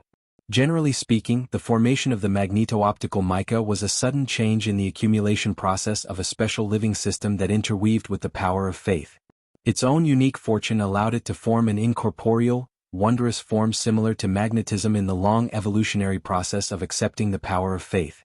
Within its structure, it even rubbed and operated with all things in the world. Inside, power of faith was the most basic raw material. Sudden changes were the most important opportunities. The special open living system structure was the foundation of the superconfiguration power, the laws of the universe. With the above three conditions working together, it was able to leap from its previous chaotic mode to the height of a fantasy breed. It gradually solidified its structure into shape, manifesting the existence and function of a magnetic-like force. This magnetic-like force was actually the main body of the magneto-optical mica. That's right. Magneto-optical mica. Magneto-optical mica. Magneto-optical mica was the main body. It was muscle tissue, nerves, bones, and blood. It was a method to control other targets, and it was an inevitable creation to mend itself. It was highly sensitive to psychic waves emitted on the mental plane of living creatures. It was easy to act on, forming the origin of the soul magnetization ability. It had a deep analysis and segmentation of the structure of all things in the world. It had an almost instinctive rubbing and bonding effect. It further developed the ability to stitch and create things on the basis of its previous foundation. And when the power of magnetization and stitch accumulated layer by layer, it formed a powerful interference and reconstruction effect on the material and mental plane within a certain range of the universe. Even space and time were warped until the barrier of space and time was broken through. The marvelous magnetic force effect allowed it to cross worlds and summon powerful existences, forming the inconceivable ability of the dimensional gate. Of course, according to the legends of the Heavenly Yuan Empire, the final form of the magnetic mica jellyfish was also due to some indescribably powerful existence. It was due to the effects of postnatal modification. But this was no longer within the scope of Luonan's knowledge. He could only ignore it for now. If Luonan's train of thought was correct, then the mica he had created during this period of time couldn't even be considered in embryonic form. It was just a production line for the production of magnetism or soul magnetism. Luonan was quite fated with things like production lines. It was his believers and the lives that were bound to the living starry sky that provided him with the incessant soul power. It was the grand production line, a closed system made of his believers and the lives that were bound to the living starry sky. Now, what he had painstakingly built was another magneto-optical production line. However, this line was still incomplete. It would be more appropriate to call it a factory. It could create the most suitable environment for the activation, existence, and effect of soul magnetism. Could even cause some sparks when they collided. But the core output was absolutely not here. It could only come from the imagination and faith of living beings. At the very least, at Luonan's current level of construction, it would be better to settle for the next best thing than to forcefully create the first ray of light from nothing. It would be to create an environment of faith that was closer to the very beginning. That was where the petri dish was located at the very beginning. Luonan had gone astray from the very beginning when he used the cloud structure to carry out the restoration route. Or perhaps he hadn't gone deep enough. But this couldn't be blamed on him. His most important frame of reference was the relevant theory of the school of fantasy. The theory was vague on this matter. On one hand, it was possible that the researchers of the school wanted to use pure configuration thinking to explain and restore from the very beginning. It was just like the research of bionic robots on Earth. Living beings were clearly placed before their eyes. They had everything, but they just had to use mechanical components and artificial intelligence to realize them. At the very least, they had to replace them to the greatest extent. This was a kind of academic train of thought. They didn't really want to efficiently create fantasy breeds. On the other hand, the topic of faith seemed to be a very sensitive area, whether it was before or after the Calamity era. Luo Nan had once used his own authority to search the external neurons database. It seemed that the research in this area was quite conservative. It was generally secretive. In any case, from what Luo Nan could see, the only thing that could be read out in the open was Lord Jianghu's tome, Configuration, Faith and the Great Limit, a rational reconstruction of historical evolution from ignorance to dawn, the magneto-optic mica chapter. Thinking too deeply was bound to lead to no results. Luo Nan didn't have the time to tangle with these questions that were destined to remain unanswered in the short term. Plus, he didn't have any academic persistence in this area. His research on the magneto-optical mica was just a method. It was a link in analyzing and reorganizing the structure of space and time. And this sort of analysis and reconstruction was used to deceive people. The reason why things had escalated to this point was because of Luo Nan's habitual train of thought of making a simple problem complicated. In short, right now he just needed the magneto-optical mica to construct a proper silhouette as soon as possible. Who cared if it was a pure configuration, a mutation, or an original ecology? Because of this, Luo Nan really put an effort on Nyogue after he understood the key points. He no longer used Nyogue as an experiment in reference to reverse engineer the fantasy breed. Instead, he carefully constructed a temporary petri dish. It just so happened that he could use it. Under Nyogue's rule, the Great Zhe Order had accumulated a few dozen years of faith. No matter how distorted the process was, the order still had some accumulation of believers. Even though the projection of faith was mixed and not refined, it was already of much higher quality in modern society when compared to the vast majority of people's thoughts. There was more ample room for adjustment. Luo Nan pondered over how to use his Luo Nan ruler in conjunction with the Wraith sign to realize the distortion of the direction of the power of faith. He didn't need to be long and devout. He just needed to be able to infinitely approach the original environment and form a petri dish. He would cultivate the first magneto-optical mica. This was equivalent to creating an industrial machine. The subsequent evolution could then proceed smoothly and logically. Therefore, Luo Nan's attention was divided into two parts. One part was the structure of the mica in the sky. He continued to observe, comb, and deduce. The other part was the virtual thicket that had just been watered with Nyogue's flesh and blood. He used the control lines of the mica to slice up layer by layer and reverse permeate. He carried out a thorough understanding of the system of believers and tried to make adjustments. Under the interference of an extraordinary, the winds and clouds changed color in the front and the undercurrents surged in the back. Generally speaking, the clouds in the sky were more eye-catching. On the jadeite light, whether it was an extraordinary, a relatively ordinary ability user, or an ordinary passenger with restless hearts, they all paid attention to it from time to time.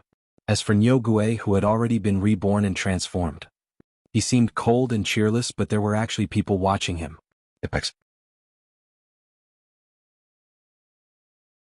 Chapter 1076. Luo Nan's finger, which had been sketching the water vapor diagram, paused for a moment. It was a bit sluggish, but it soon returned to normal. The other party was not purposely making things difficult for him. It was just that the will it sent over was so focused that it almost lost its sense of propriety and interfered with the Oxghost card's tree of nothingness. Luo Nan didn't even need to react when the interference occurred. The other side instantly retreated far away. It had a very nervous appearance. Luo Nan laughed in spite of himself. Maybe I should call him a coward. The tree of nothingness was the structural core of a belief system, and Luo Nan had personally reinforced it. It was impossible for it to shatter with a single touch. Was there a need to be so careful? No matter what was said, it was a good thing that Luo Nan had thought things through thoroughly. Luo Nan simply ignored Luo Nan and continued to research and make adjustments. He hoped to be able to implement the changes in his train of thought into practical configuration designs as soon as possible. He wanted to connect the petri dish and the production line. Luo Nan continued to evaluate the possibility of achieving his goal. He knew that it was impossible to nurture a fantasy breed overnight, but as long as the train of thought was clear, the design was right, and the structure was adjusted, the continuous accumulation would eventually succeed. Yep, I have a small goal tonight, to nurture the first ray of light. It's a little difficult, but it's not impossible. The existence of the cowards caused the number of extraordinaries in the vicinity of the jadeite light to rise to double digits, and it was likely to rise even further. The situation became even more complicated, but everyone had a gentleman's agreement in the end. At the same time, Luonan simply ignored Her Majesty Empress Wu due to her inexplicable trust in her character. At this point in time, it would be difficult for him to study in peace. Zhang Yingying, who had been helping with the chores before the meeting, walked over quietly. She didn't interrupt his train of thought, but it was obvious that she had something to say. Luonan confirmed the time, but he didn't expect to fish out any more profit from it. He simply waved his hand and erased the structural sketches. He floated lightly to the side of the swimming pool. Zhang Yingying curiously glanced at the center of the pool. That cowardly, tasteless and boneless cow ghost had suddenly become like this. It was more or less surprising. But soon she focused her attention on Luonan. She wanted to see if Luonan would have any psychological fluctuations at this stage. But all she saw at this time was Luonan's warm and intimate smiling face. "Sister Yingying, what's the matter?" Zhang Yingying blinked. "We're definitely going to have that roundtable conference tonight." It was basically confirmed. There probably wouldn't be any changes. "The boss asked me to pass the agenda to you." "Basic? Roughly?" Luonan looked at Zhang Yingying's projection interface, looking at the formal agenda list. The organizer of the conference, the participants, the format of the conference, and so on were clearly written on it. It was almost completely within his expectations. The only variables left were the meeting time and agenda. The time is set for the East and West Districts 2200 hours tonight. That was 2 hours after the auction started. If there were no accidents, the auction should have ended by then. It was relatively reasonable. As for the agenda, at this time, Luonan had already read out the important parts in a low voice. Continue the matters related to the identification meeting. Headquarters personnel adjustments after the death of Deputy Secretary General Gong Qi. And the Lord of the Secret Contract. The topic of the agenda was a bit long, so Luonan skipped it. "It looks rather ordinary." "Very vague, right?" Zhang Yingying smiled. "Boss said that even though it's boring, it might be a good sign for you." Luonan didn't care. "Don't tell me we have to count on that side? Being timid is better than being stubborn. Boss has already received more accurate information. Due to your super high-profile performance these past few days, their attitude has clearly softened. Someone has already sent a message to boss, saying that everyone needs to communicate and discuss. I'm afraid that the next 3 hours will be even more exciting than the auction." Blood Demon's cackling laughter interrupted Zhang Yingying's words. Then he appeared on the deck. "Not only did they send a message to Her Majesty Empress Wu, they also think quite highly of me. I came here this time to shoulder the heavy responsibility of a lobbyist." "A lobbyist?" Blood Demon kept Luonan in suspense. "It's about time. Let's go directly to the venue. Tonight isn't just for the auction. It's true that the current banquet is very boring, but the following free trade fair is still a bit interesting. I remember you saying that you wanted to experience the current state of development in distortion technology? This is a good opportunity." Luonan had indeed said something similar when they were chatting before. In any case, he didn't expect to be able to produce a complete version of a magneto-optical mica in the half an hour before the auction. He nodded indifferently. "We still need to go to Area C, right? Let's go. You don't know how hard it is for some people to wait right now." Blood Demon simply came over. You pulled on her flip-flops. She took the lead and walked in front. Soon a group of people entered the ship's hold. The elevator hall was right in front of them.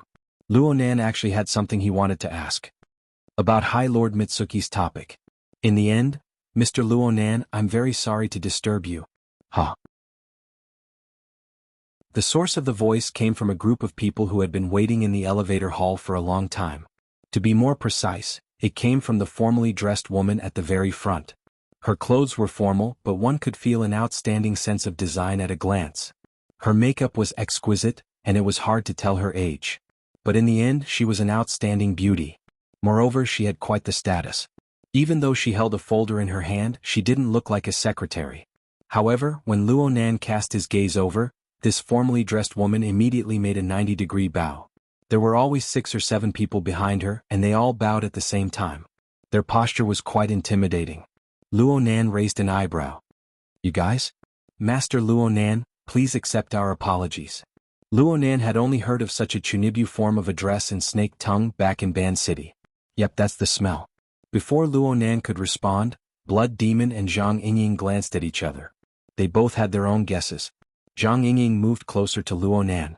She was just about to whisper the identities of these people when she never expected Luonan to walk a step ahead of her. Luonan didn't say anything. He let them maintain their 90-degree bows. He just walked to the front of the formally dressed woman at the very front and extended his hand. Due to the woman's posture and angle, it looked as if he was reaching directly into the woman's lapel. Blood Demon watched with interest. Zhang Yingying's eyebrows jumped up, but she didn't say anything in the end. As for Luonan, he just took the folder from the woman's arm. He also took off a corsage-like ornament from her chest in passing. He wasn't in a rush to look at the contents of the folder. He just turned the corsage slightly to an angle and looked at the rather exquisite design engraved on it. This mountain? Toyama Auction House. Luonan wasn't surprised in the slightest.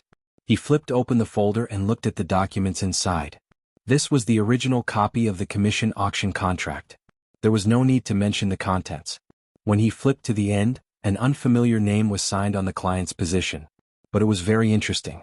There was a note in parentheses at the end, Horned Demon.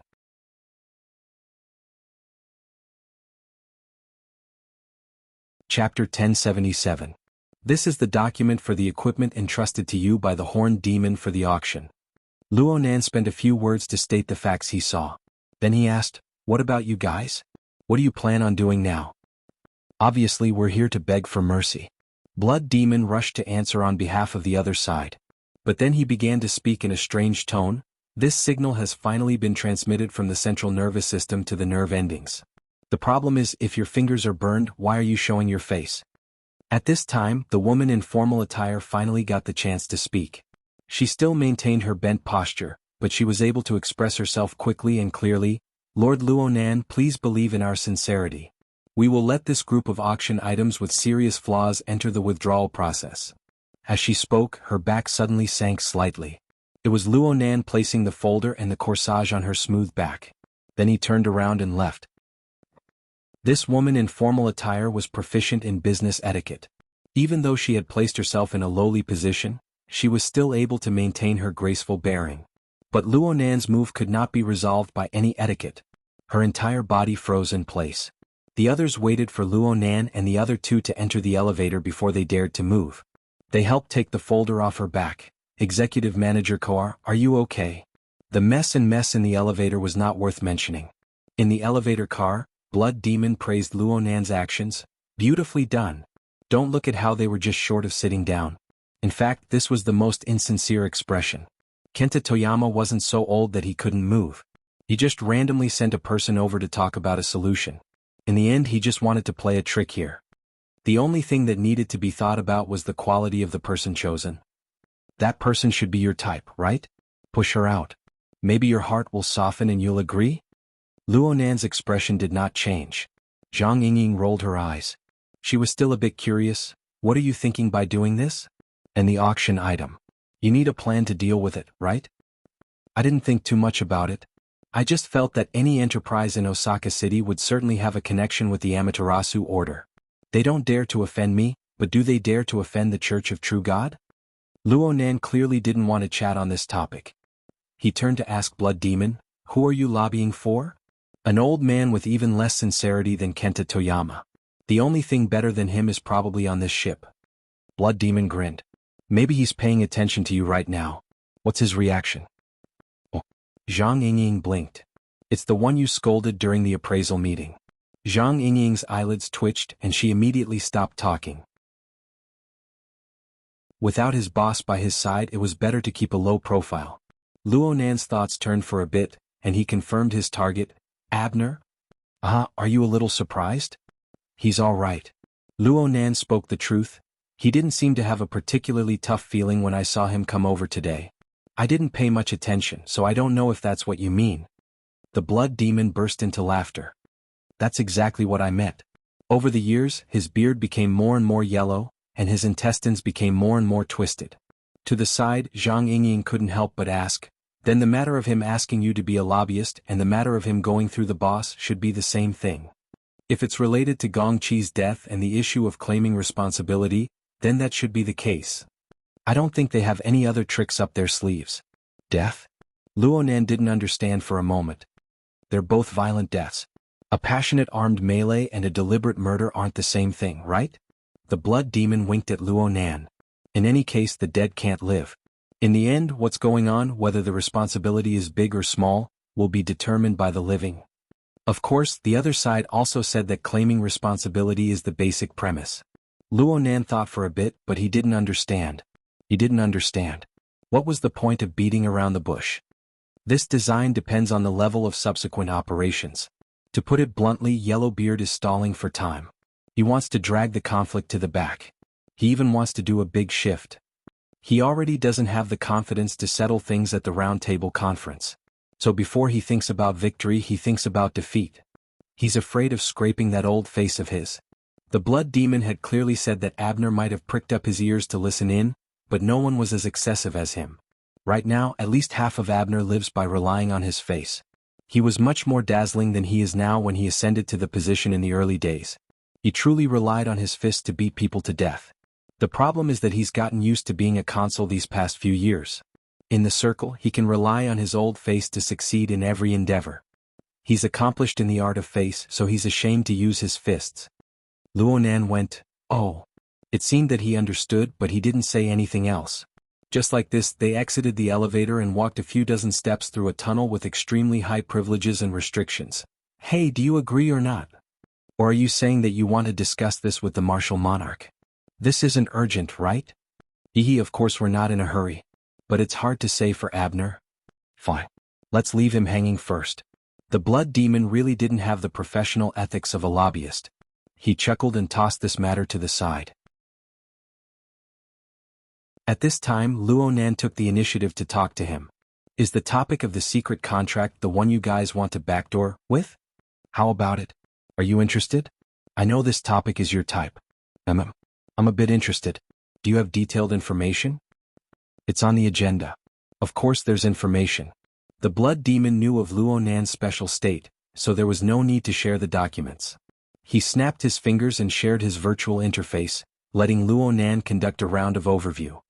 "Actually, I should have given it to you earlier. What if I agreed to cooperate with you guys? It's not too late now. Not only do we need staunch allies on this issue, we also need universal understanding and sympathy." Bad choice of words. Luonan spoke to the blood demon on and off. At the same time, he quickly skimmed through the relevant contents of the topic material and clarified the relevant topic. Discussing the X factor. "I remember you guys saying earlier that this sort of basic level stuff isn't very popular these past few years. But it can still attract people's attention. It's a very good entry point. At least that's how I understand it." "That's truly a pity." "Ha! I'm saying that it's too much of a pity not to delve into the discussion." Luonan's attitude was quite sincere. On the topic material provided by the secret contract High Lord, Luonan raised an old but classic proposition. X, the unknown core element that allowed supernatural powers to appear on Earth, the core element that allowed humans to carry out highly efficient self-evolution. In the end, what is it? And how should we go about discovering it? Is it a simple invasion of mutated genes? Is there an additional special composition in the Earth's atmosphere? Or is there a change in the operating rules of a more fundamental existence of spacetime? Over the past few decades, this sort of research in the inner world had risen and fallen, never ceasing. Practically all possibilities in the current cognitive domain had been exhausted. Right now, the secret contract High Lord did not provide a completely new research perspective from the perspective of the material. However, he made an unprecedented in-depth exploration from one of the perspectives. The observation abyssal region.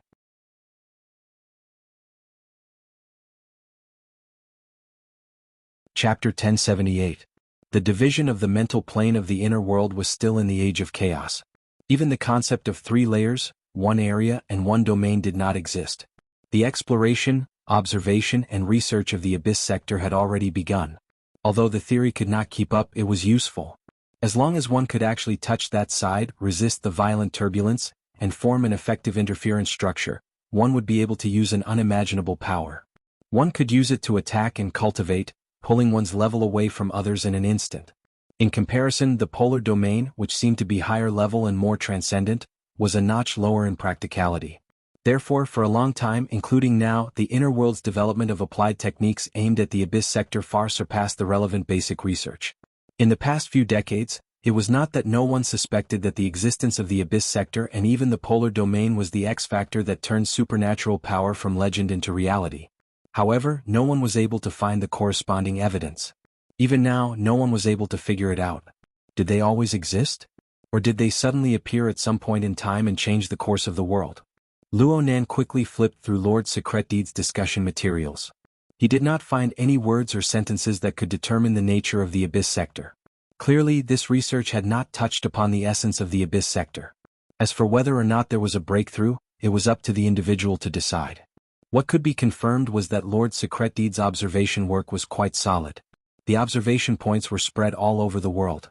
The basic data was detailed down to the day, and the corresponding special events were accurate down to the minute and second. A single glance was enough to tell that this was a research team of considerable scale and an astronomical amount of investment. This material attempted to speak through data, but due to the unfathomable nature of the Abyss Sector for the vast majority of people, too many abstract mathematical models were used. They were extremely profound. This was not Luo Nan's domain of expertise. It was quite difficult to restore it to the configuration thinking he was more accustomed to. But Luo Nan's interest did not diminish. I want to take a closer look. Luo Nan decided to search and compare this report with the external neurons database. Perhaps it would give him a whole new perspective. In fact, there were already a few concepts in the material. They were more sensitive to him and they were quite enlightening. Reality might also bring trouble. Luo Nan shot a glance at Blood Demon. No wonder they took the initiative to seek a collaboration. In order to give you a heads up?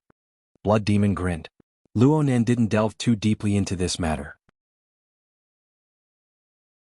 She had researched these sensitive issues in passing over a long period of observation. She had taken a very righteous stance in the beginning. Even if he knew that they must have some ulterior motive for choosing such a critical juncture, he couldn't say anything.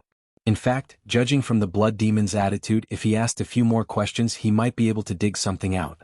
But since he had already rejected the suggestion of a deeper cooperation, there was no point in asking further. In any case, he himself was a point that could not be avoided. Since he was already in the whirlpool, why would he be afraid of getting wet? Needless to say, Luo Nan still needed these things for the pressing matter at hand. At this time, the three of them had already returned to the exhibition hall in Area C and entered the venue for the night. Strictly speaking, ever since the Jade Light left Band City, a trade fair with the theme of distortion had already begun. In this place, the prey and collections of individuals, the raw materials and technologies for production, and even the intangible but extremely important market and connections were all being communicated and traded inside and outside the hall. Now the climax of the artificially designed event had arrived. When he re-entered the venue, most of the booths had been removed, but the exhibition did not stop. Instead, it changed from a general display to a demonstration of fine products and a small-scale auction to warm up the audience. The entire Area C became clamorous, but under the professional guidance of the conference staff, it appeared hot but not impatient. It was noisy but not chaotic. Yes, this had a lot to do with the quality of the people present. Luo Nan confirmed that there were many professionals in the field of distortion aside from the buyers who held large sums of money in their hands. They were either demonstrators, appraisers, or strategists. They clashed and cooperated with each other, clashing with sparks of thought and wisdom. This was very much in line with the design of a technology and equipment trade fair and demonstration. He walked and stopped along the way, occasionally concentrating on some of the project demonstrations and materials. He was completely unworried about the auction that had already begun. Gradually, Luo Nan gained a basic understanding of the most advanced distortion technology of the day. He could confirm that this trade fair was indeed selling goods.